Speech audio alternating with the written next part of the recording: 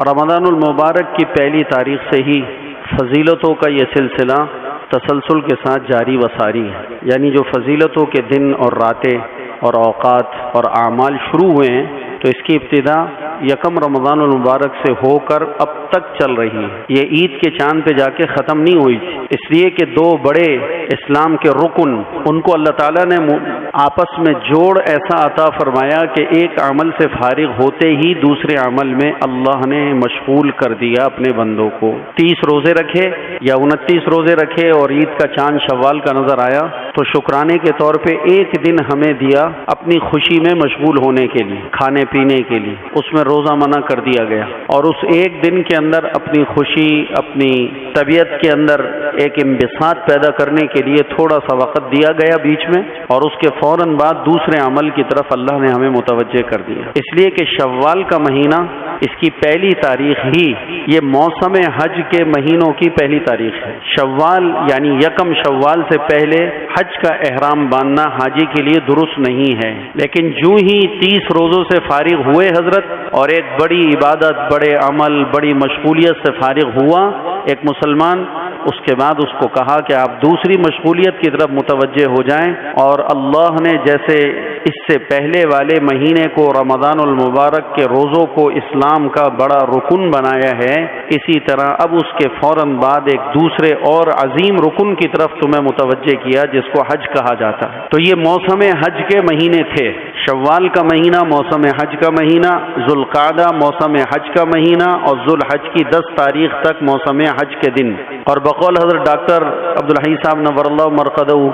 کہ فضیلتوں کا یہ سلسلہ یکم رمضان سے شروع ہو کر اب تک جاری و ساری رہتا ہے، انقطاع نہیں آتا بیچ میں، اس لیے کہ پہلے زمانے کے اندر حج پہ جانے کے لیے لوگوں کو بیت اللہ پہنچنے کے لیے 2-2 3-3 مہینے کی مسافت طے کرنا پڑتی تھی، جہاز نہیں ہوتے تھے تو اونٹوں پہ نکلتے تھے لوگ، گدھوں پہ نکلتے تھے، خچروں پہ نکلتے تھے، پیدل قافلے جاتے تھے، تو اپنے اپنے ملکوں سے ان کو قافلوں کی شکل میں نکلنے کے بعد بیت اللہ میں حج کے موسم پر یعنی 9 ذی الحجہ سے پہلے وہاں پہنچنے کے لیے ان کو عید کی نماز پڑھی اور عید کی سوئیاں کھائیں اور رشتہ داروں سے 1 2 4 5 گھنٹے 6 گھنٹے میں ملاقات کری، یا آج کا عید کا دن اپنے گھر والوں کے ساتھ خوشی کا گزارا، اور 2 ذی الحج سے فوراً اپنے گھر سے حج کے قافلے کے ساتھ روانہ ہو گئے تو 9 ذی الحج یعنی عرفات کے میدان میں حج کے اندر پہنچ سکتے تھے۔ اگر ذرا سی بھی سستی دکھائی 2 دن ٹھہر جاتے ہیں، 4 دن ٹھہر جاتے ہیں، ہفتہ ٹھہر جاتے ہیں، ابھی تو 2.5 مہینے باقی ہیں، ابھی تو 2 مہینے سے زیادہ کا وقت ہے، تو ان بیچاروں کا حج رہ جاتا تھا۔ اس لیے شوال کے یکم شوال ہی کو موسم حج کی پہلی تاریخ قرار دے کر پوری دنیا کے مسلمانوں کو اس کی اجازت دی گئی کہ اگر تم اپنے گھر سے آج ہی کے دن حج کا احرام باندھ کے چلو تو تمہارا یہ احرام باندھنا درست ہے۔ ایک پابندیوں سے نکلے، مفطرات ثلاثہ سے روکا گیا سارا دن روزے کی وجہ سے، اور راتوں کے اندر راتوں کو زندہ کرنا، راتوں میں عبادت کرنا، راتوں کے اندر اعمال میں مشغول ہونا، اس میں تھکایا گیا کہ بشری تقاضوں میں کم سے کم لگنے کا مزاج بنے، شہوانی قوتوں کو توڑا گیا۔ اس طرح پورا مہینہ مشغول رکھنے کے بعد جب فارغ ہوئے تو ایک دن دیا گیا درمیان کے اندر چھٹی کا، اور اس دن کے اندر بھی جس کو ہم چھٹی کا دن کہہ رہے ہیں اس میں بھی 5 نمازوں سے 6 نمازیں کر دی۔ حالانکہ چھٹی کا معنی تو یہ ہے کہ 5 نمازوں سے 4 نمازیں ہو جاویں، لیکن اس چھٹی کے دن کے اندر بھی 5 نمازوں سے 6 نمازیں بنائی گئیں۔ اس سے سجدے کی اہمیت امت کو بتائی گئی کہ اللہ کے ہاں خوشی اور غم ہر حال کے اندر اللہ کے آگے جھکنا یہ اللہ کو پسند، خوشی کا حال آوے تو شکرانے کے اندر مزید اور اللہ کی عبادت میں مشغول ہوا جائے۔ اور پھر اس کے بعد وہ حضرات اپنے اپنے گھروں سے نکل کے 2-2 مہینے کے لمبے سفر کر کے بیت اللہ پہنچا کرتے تھے، اور بعض علاقے تو اتنے دور دراز کے ہوا کرتے تھے کہ ان کو رجب کے اندر ہی نکلنا پڑتا تھا۔ رجب کا مہینہ بھی ان کا سفر میں آیا، شعبان کا مہینہ بھی حج کے سفر میں آیا، رمضان المبارک کا مہینہ بھی حج کے سفر میں آیا، شوال بھی، اور اسی طریقے سے ذوالقعدہ بھی۔ تب کہیں جا کے 4 سے 5 مہینے کا سفر کر کے وہ صرف ایک فریضے کو زندہ کرنے اور ادا کرنے کی پوزیشن میں آتے۔ یہ جو فضیلت کے سلسلے شروع ہوئے ہیں یکم رمضان مبارک سے وہ تاحال جاری ہیں، اور اس میں دن بھی قیمتی ہیں، رات بھی قیمتی ہیں۔ اب ذی الحجہ کی یکم تاریخ سے لے کر جو ہمارے کو 10 تاریخ تک، اور اس کے بعد 11 بھی اور 12 بھی، یہ تاریخیں وہ ہیں کہ جو بہت زیادہ فضیلت والی ہیں، کئی سارے اعمال اس میں جمع ہو جاتے ہیں۔ روزوں کی اپنی الگ شان ہے، تلاوت کا اپنا مقام ہے، ذکر اذکار کا اپنی جگہ موقع اور محل ہے اور اس کی کثرت ہے۔ اس کے علاوہ پھر حج کرنے والے جو حاجی پوری دنیا سے جمع ہو کر حج کر رہے ہیں، وہ عمل تو ایسا عمل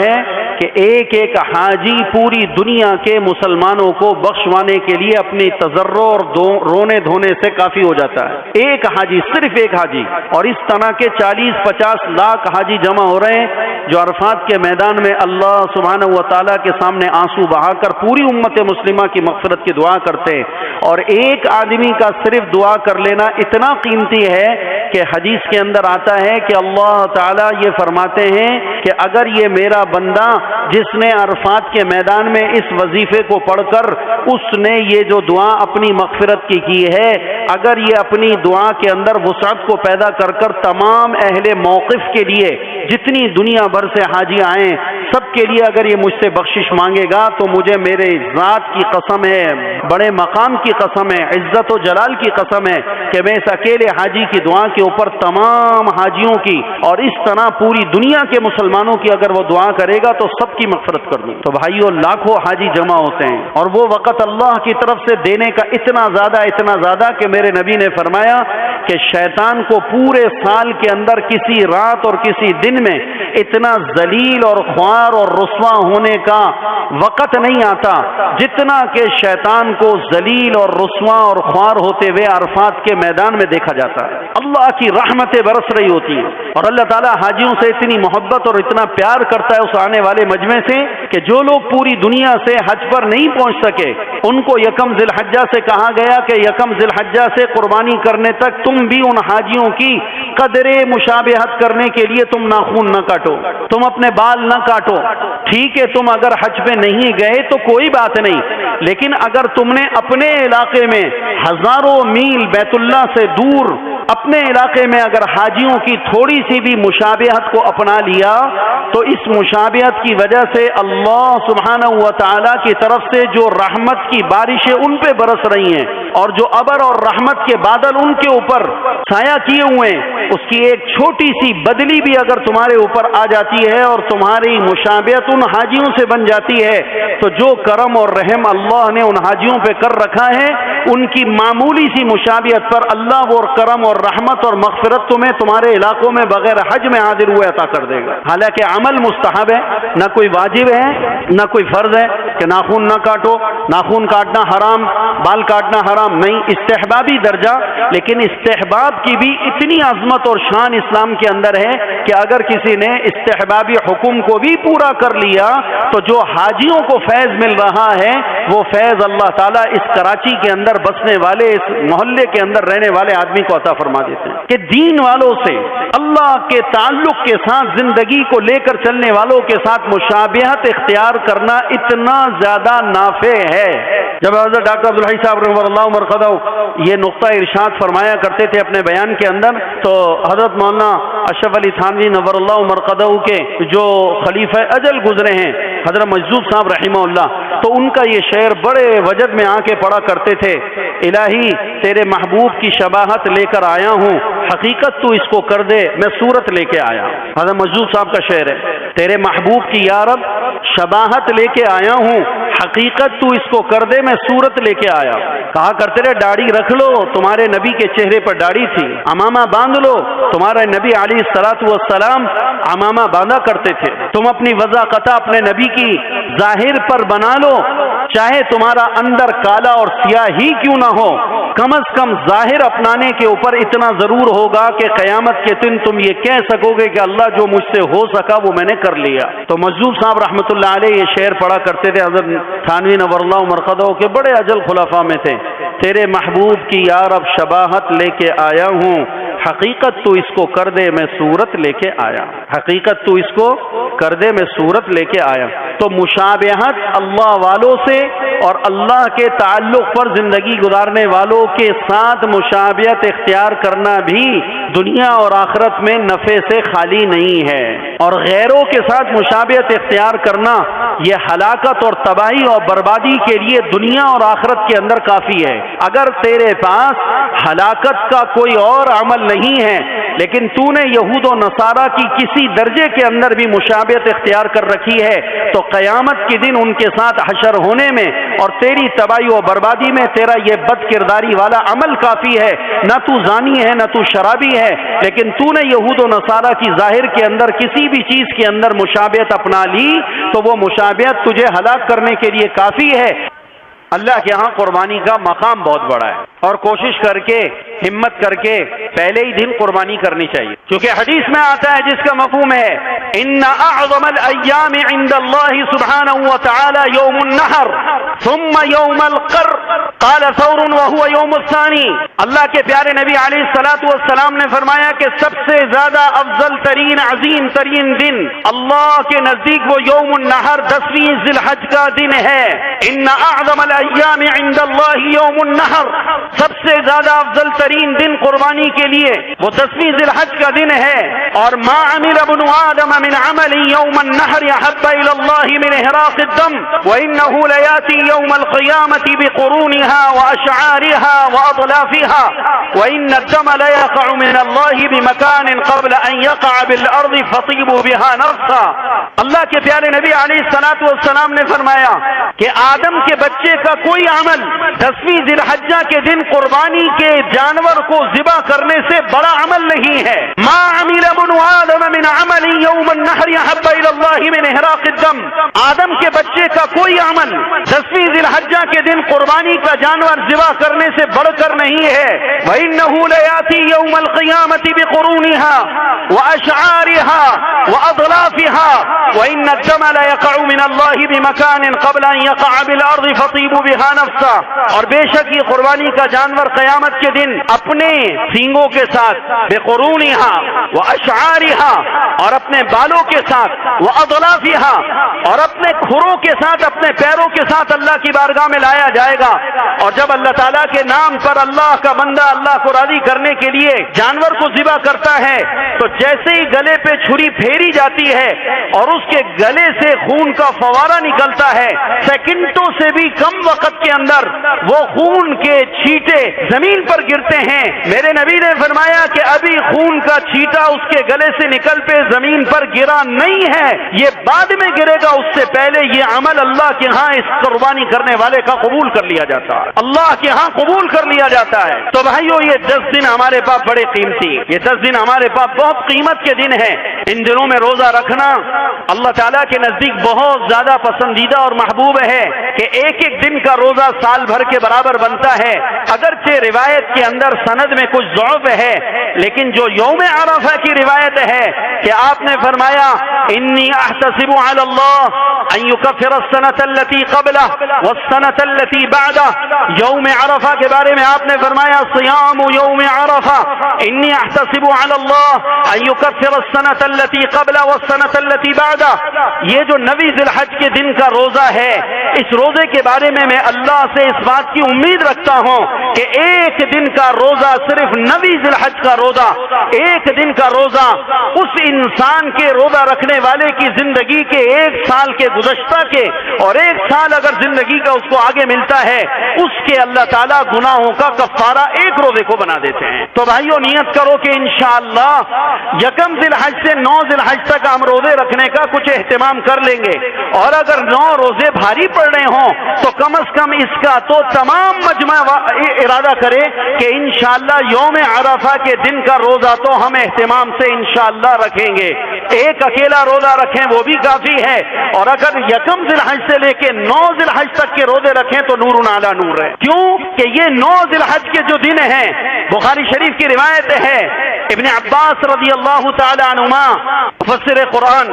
انہوں نے یہ آیت تلاوت فرمائی وَاذْكُرُوا اسْمَ اللَّهِ فِي أَيَّامٍ مَّعْلُومَاتٍ عَلَىٰ مَا رَزَقَهُم مِّن بَهِيمَةِ الْأَنْعَامِ، سورہ حج کی آیت کہ اللہ تعالیٰ کہتے ہیں کہ ان ایام معلومات میں، ایام معلومات کے اندر اللہ کا ذکر کرو، اللہ کا ذکر کرو. اور یہ ایام معلومات سے ابن عباس کے نزدیک بخاری کی روایت ہے کہ ابن عباس رضی اللہ عنہما ایام معلومات سے 10 ذی الحج مراد لیتے تھے. اگرچہ بعض اہل علم کی رائے ایام معلومات سے ایام التشریق ہے، یعنی قربانی کے دن مراد ہیں، لیکن ابن عباس کی رائے اور اس طرح ابن عباس کے ساتھ اور بھی اکابرین کی رائے ہے کہ ایام معلومات سے مراد 1 ذی الحجہ سے لے کے 10ویں ذی الحجہ تک کے 10 دن پورے کے پورے مراد ہیں. اور ان دنوں کے اندر اللہ کا ذکر کرنا، اس میں تسبیح پڑھنا، اس میں تکبیر پڑھنا، اس میں تحمید پڑھنا، اس میں تمجید پڑھنا اور اس میں تحلیل پڑھنا، یہ اللہ تعالیٰ کے نزدیک بہت زیادہ پسندیدہ ہے. اور ان دنوں کے اندر اللہ تعالیٰ اپنے ذکر کو اپنے بندوں سے بہت محبوب رکھتے ہیں اور پسند کرتے ہیں. تو وَاذْكُرُوا اسْمَ اللَّهِ فِي أَيَّامٍ مَّعْلُومَاتٍ عَلَىٰ مَا رَزَقَهُم مِّن بَهِيمَةِ الْأَنْعَامِ. ابن عباس کہتے ہیں اس سے مراد الایام العشر ہے، جو ذی الحج کی 10 دن ہیں وہ مراد ہیں، اور والایام معدودات اس سے مراد ایام التشریق ہے. اسی وجہ سے ماحول بنانا صحابہ کے مزاج میں تھا. ہمارے ہاں مزاج میں دعوت نکل گئی، ماحول بنانا نکل گیا، اس لیے ہمارے ماحول کے اندر میرے بھائیوں غفلت ہے. دیکھیں حضرت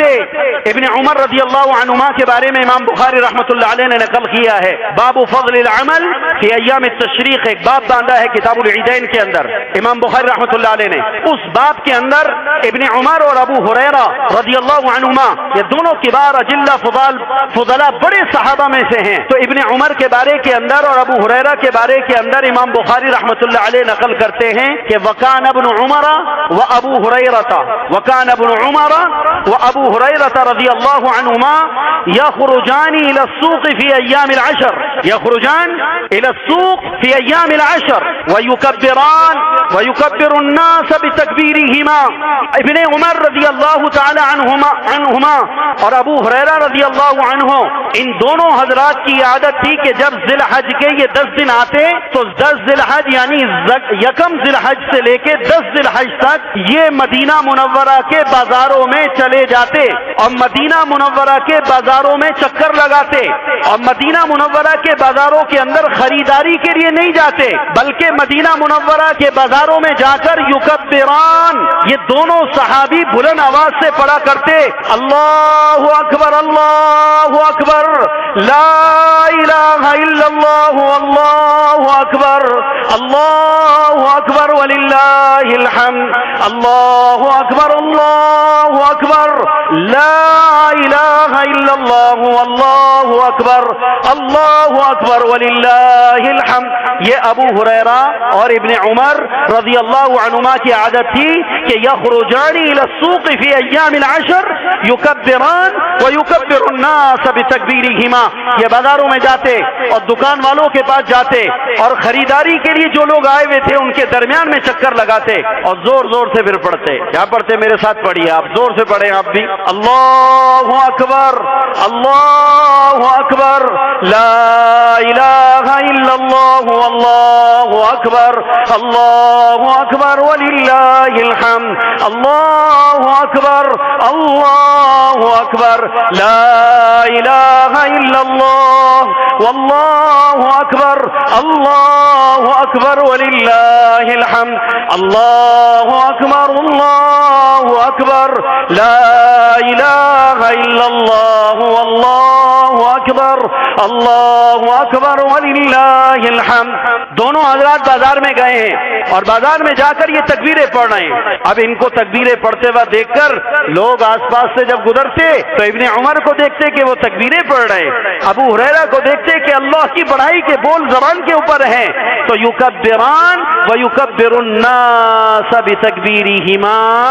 تو لوگ ان دونوں بزرگوں کی، اللہ والوں کی، صحابہ کی تقلید میں، صحابہ کی بولو، صحابہ کی تقلید میں نبی علیہ السلام نے بازار میں جا کر بآواز بلند تکبیر نہیں پڑھی ہے، لیکن حضور کے پاک مبارک صحابہ بازاروں میں جا کر بغیر نبی سے یہ عمل ثابت ہوئے کہ نبی سے یہ عمل ثابت نہیں ہے، میرے پیارے نبی کے صحابہ بازاروں میں جاتے اور بازاروں میں جا کر لوگوں کے سامنے بآواز بلند تکبیر پڑھتے، اور صحابہ کی تقلید کے اندر پورا بازار مدینہ کا اور تمام مسلمان خریدار بائع اور مشتری اور وہاں سے آمد و رفت والے لوگ حضرت ابو ہریرہ کے عمل کو حجت بناتے تھے، ابن عمر کے عمل کو حجت بناتے تھے، اور وہ بھی بازار کے اندر زور زور سے کیا پڑھتے بولو؟ جیسے آپ میرے ساتھ ابھی پڑھیں، میں پڑھا اللہ اکبر اللہ اکبر لا الہ الا اللہ واللہ اکبر اللہ اکبر وللہ الحمد، اس لیے کہ یہ دن اللہ تعالیٰ کی یاد کے دنوں میں ہیں، اور اس دنوں کے اندر اللہ تعالیٰ کا نام لینا، سبحان اللہ پڑھنا، الحمدللہ پڑھنا، اللہ اکبر پڑھنا، لا الہ الا اللہ پڑھنا، لا حول ولا قوت الا باللہ پڑھنا، یہ افضل اعمال میں سے ہے، افضل اعمال میں سے ہے۔ ان دنوں کے اندر اللہ تعالیٰ اپنے بندوں میں سے ہر ایک سے یہ چاہتے ہیں کہ میرا ہر بندہ اور میری ہر بندی اٹھتے بیٹھتے چلتے پھرتے سوتے جاگتے دن رات کے اندر بس یہ تکبیرات اور یہ تسبیح اور تحمید اور تحلیل کے اندر لگے رہیں، اور یہ دن سب سے زیادہ سال بھر کے دنوں میں رمضان المبارک کے دنوں کو چھوڑ کر یہ دن تمام سال کے دنوں میں سب سے زیادہ افضل ترین دن، اگرچہ رمضان المبارک کے دن روزوں کی وجہ سے، رمضان کی وجہ سے تمام سال بھر کے دنوں میں سب سے افضل ترین دن ہیں، لیکن اگر سال بھر کے دنوں میں رمضان المبارک کے وزن پر اور رمضان المبارک کے دنوں کی ٹکر پر اور اس کی قوت اور طاقت پر اگر سال بھر کے دنوں میں رمضان المبارک کے دنوں کے علاوہ کوئی دن ہمارے پاس آنے والے ہیں اور ہمارے پاس ہیں اور اللہ نے دیے ہیں تو یکم ذی الحجہ سے لے کے 10 ذی الحجہ کے دن ہیں، اللہ کی قسم عمل کی ثواب کی طاقت اور وزن ان دنوں کے اندر رمضان المبارک میں حالت روزے کے اندر جو اعمال کا وزن بنتا ہے وہ وزن اللہ تعالیٰ نے ان 10 ذی الحج کے دنوں میں رکھا ہے، کیوں کہ اس میں فرض روزہ آ گیا ہے، اس میں اگرچہ روزہ فرض نہیں ہے لیکن اس میں نفل روزہ رکھنے کا پھر بھی حکم ملا ہوا ہے اور ذکر اضافی ہے، اور اللہ نے قرآن میں کہا وَاذْكُرُوا اسْمَ اللَّهِ فِي أَيَّامٍ مَّعْلُومَاتٍ، اور چاہیے لوگوں کو کہ وہ ان ایام معلومات کے اندر خوب اللہ کا ذکر کریں۔ اور ابن عباس کی دوسری روایت ہے کہ وہ کہتے ہیں کہ رسول پاک صلی اللہ علیہ وسلم نے ارشاد فرمایا مل عمل فی ایام العشر ما من ایام العمل الصالح فیہن احب الی اللہ من هذه العشر، یعنی ایام العشر حضرت رسول اللہ صلی اللہ علیہ وسلم نے ارشاد فرمایا کہ کوئی دن بھی ایسے نہیں ہے جن کے اندر عمل کرنا سب سے زیادہ اللہ کے ہاں افضل بن جاوے اور اللہ کے ہاں پسندیدہ بن جاوے ان 10 دنوں میں کیے جانے والے عمل کے مقابلے میں۔ ما من ایام العمل الصالح فیہن احب الی اللہ من هذه الایام العشر۔ اب صحابہ کے نزدیک جہاد چونکہ افضل ترین اعمال میں سے تھا اور افضل ترین اعمال میں سے ہے اور افضل ترین عمل تھا اور افضل ترین عمل قیامت تک رہے گا، جہاد صحابہ کے مزاجوں میں پڑا ہوا تھا، جہاد اعلاء کلمت اللہ کے لیے اپنی جان اور مال کی قربانی دینا اس کا نام جہاد تھا، تو صحابہ کو چونکہ اس مزاج پر حضور نے کھڑا کر دیا تھا، تو جب آقا نامدار کی زبان اطہر سے یہ جملہ نکلا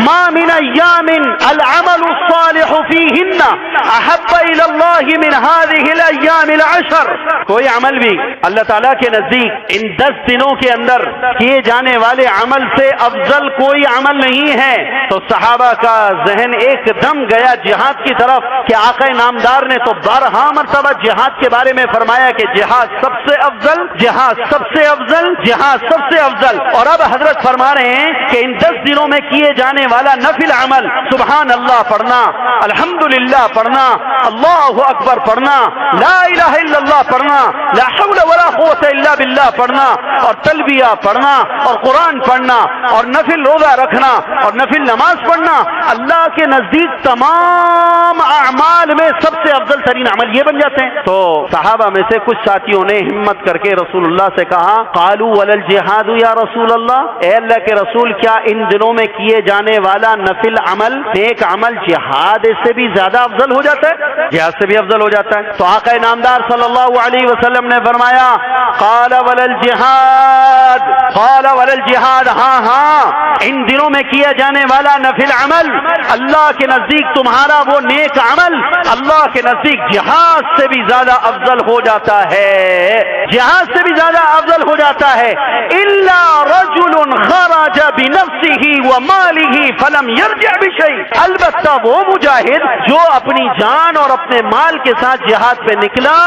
اور پھر وہ واپس اپنے گھر کی طرف نہ مال لے کے لوٹ سکا نہ جان لے کے لوٹ سکا، مال بھی سارا رب کی راہ میں لگا دیا اور جان بھی اپنے رب کی راہ کے اندر قربان کر دی، وہ جہاد تو پھر سب سے ہی افضل ہے. اگر ایسا کوئی مجاہد ہے جو اپنی جان اور اپنے مال کے ساتھ نکلا لیکن مال اور جان کو لے کے واپس آ گیا تو اس جہاد سے بھی زیادہ ان 10 دنوں کے اندر یہ نفل اعمال افضل ہیں. اب میں یہاں پر ایک بات آپ سے کہہ دوں تاکہ جہاد کی عظمت مسلمانوں کے دلوں میں کم نہ ہو جائے. جب اپنے گھر میں رہ کر نیک اعمال کیے تو وہ جہاد سے بھی افضل ہو گئے، تو جو آدمی جہاد میں جا کر یہی نیک عمل کر لے تو وہ کتنا افضل ہوگا. بات سمجھ میں آ رہی؟ ان دنوں میں جہاد میں نکل گیا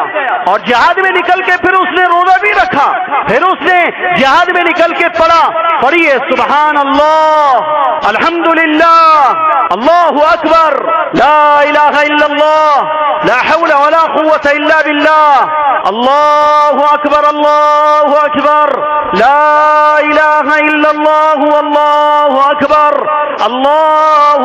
وللہ الحمد. اب اس نے یہ بھی پڑھا اور یہ سارے نیک اعمال کیے، تلاوت بھی کرتا ہے، نفل بھی پڑھتا ہے، روزہ بھی رکھتا ہے اور اللہ کا ذکر کثرت سے کر رہا ہے رب کی راہ کے اندر، تو آپ اندازہ لگائیں پھر اس کا جہاد اور اس کے یہ نیک عمل کہاں پہنچا دیں گے. تو پیارے عزیز بھائیوں، دوستوں، بزرگوں، میرے بھائیوں، تو ان 10 دنوں کو بڑے اہتمام کے ساتھ اعمال میں مشغول کرنا ہے اور یہ ذکر کرنا تو آسان ترین عملوں میں سے ایک عمل ہے. نہ اس میں وضو کی قید، نہ اس میں طہارت کی قید، نہ حدث اصغر سے اور نہ حدث اکبر سے، جنبی بھی ہے، غسل جسم پر واجب ہے اور اس حالت میں بھی وہ اللہ کو یاد کرتا رہتا ہے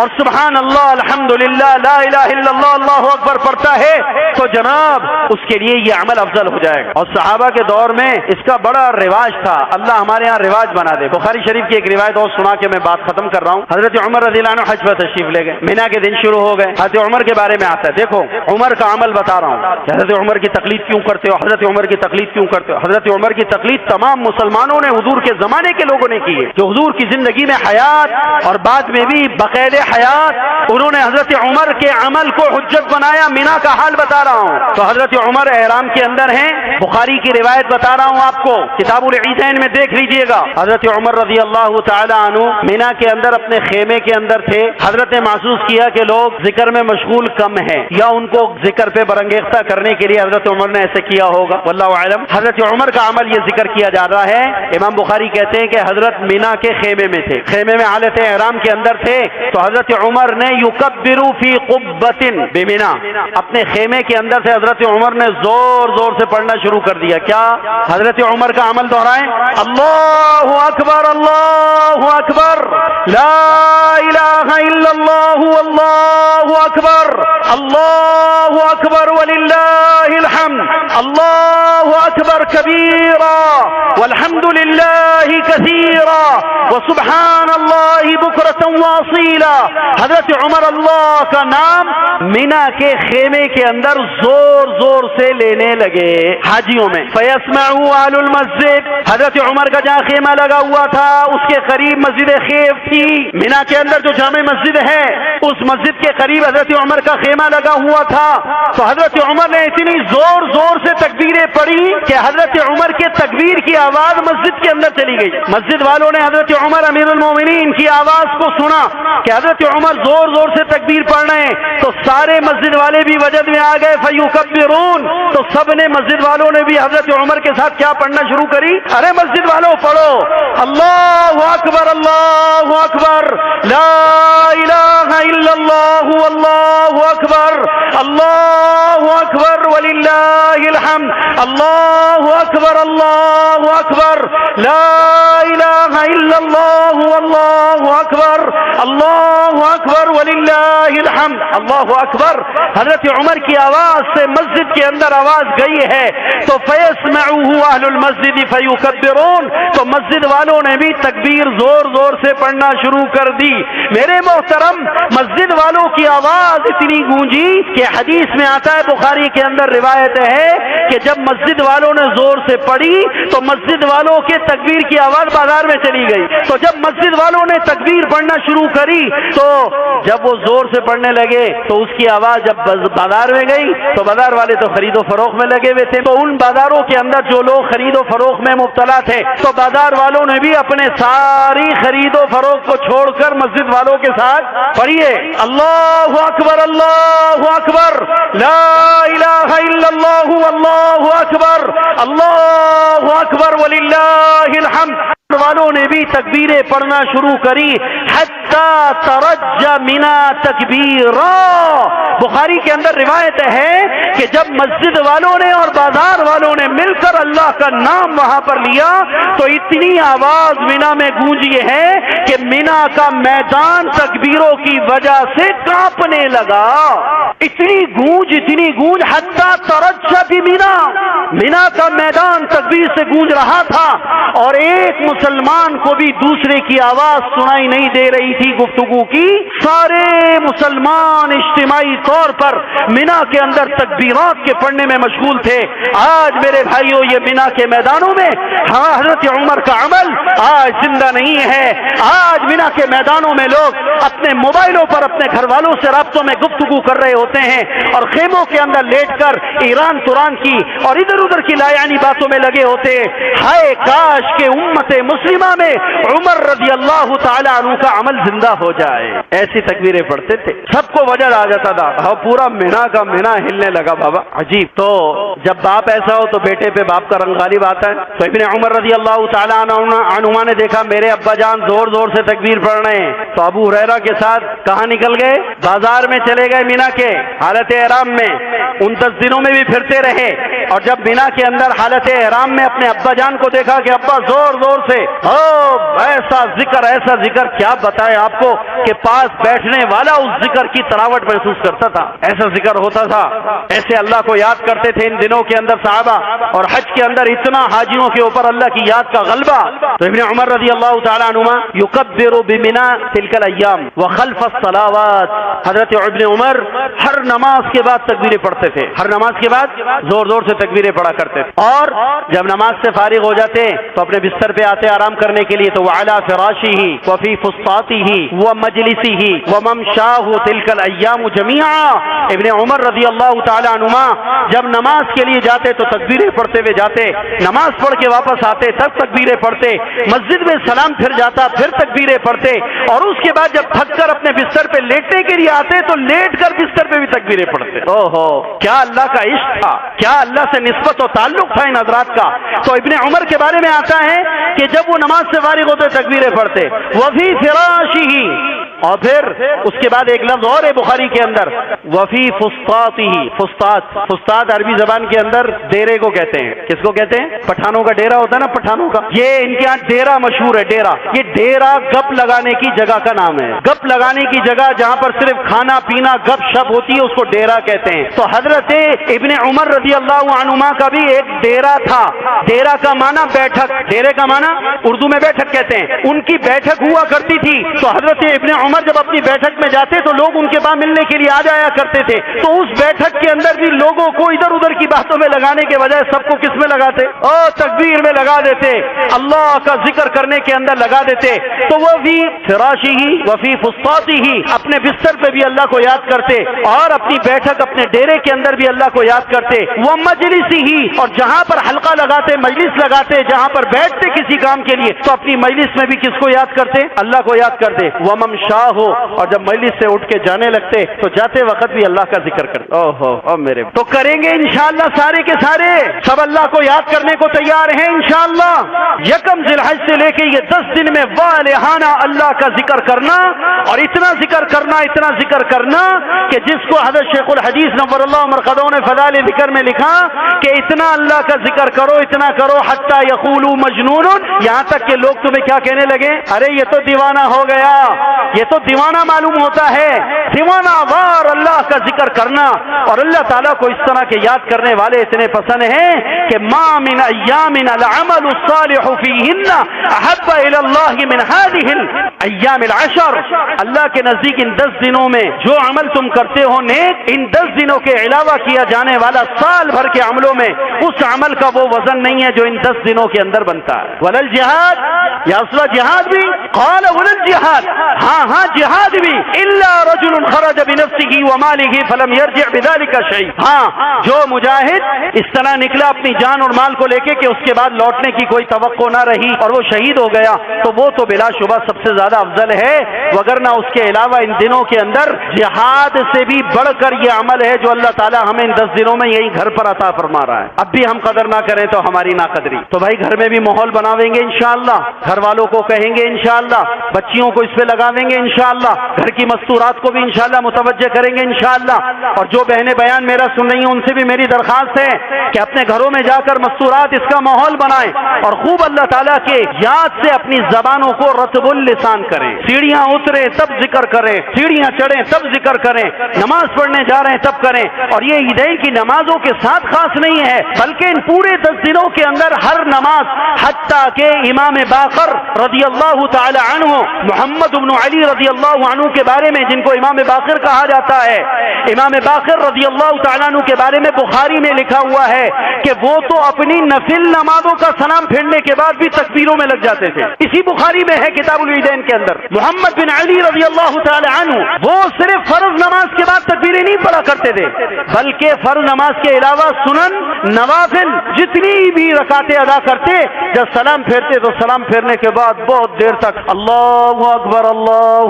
لا الہ الا اللہ واللہ اکبر وللہ الحمد اللہ اکبر لا الہ الا اللہ واللہ اکبر وللہ الحمد، یہ پڑھتے رہتے دیر تک پڑھتے. اس کے بعد جب تکبیریں پڑھتے ذکر کرتے دیر ہو جاتی، پھر اس کے بعد دوبارہ ارادہ ہوتا نفل نماز پڑھنے کا، پھر دوبارہ کھڑے ہوتے، پھر اللہ اکبر، پھر نیت باندھ کے پھر نفل پڑھتے اور پھر نفل سے فارغ ہوتے سلام پھیر کے پھر ایسا مام. اللہ ہمیں ان بزرگوں کی، اکابرین کی اور ہمارے یہ جو مقتدا ہیں، پیشوا ہیں، جن کو دیکھ کر چلنے میں سراسر ہمارے لیے ہدایت ہے، اللہ ہمیں ان کی تقلید کرنے کی توفیق عطا فرمائے، ان کی اتباع کرنے کی توفیق عطا فرمائے، ان کی پیروی کرنے کی توفیق عطا فرمائے کہ یہ سارے چمکتے دھمکتے ستارے ہیں، نبی کے سارے یہ تارے ہیں. اور اللہ تعالیٰ نے ہر ایک کے اندر صحابہ میں سے ہر صحابی ہدایت کا سر چشمہ تھا. ان کے پیچھے چلنے میں ہمارے لیے عافیت ہے. یہی ہمارے اکابر ہیں، یہی ہمارے بڑے ہیں، یہی ہمارے سب کچھ ہیں. تو کریں گے انشاءاللہ، سستی تو نہیں ہوگی انشاءاللہ.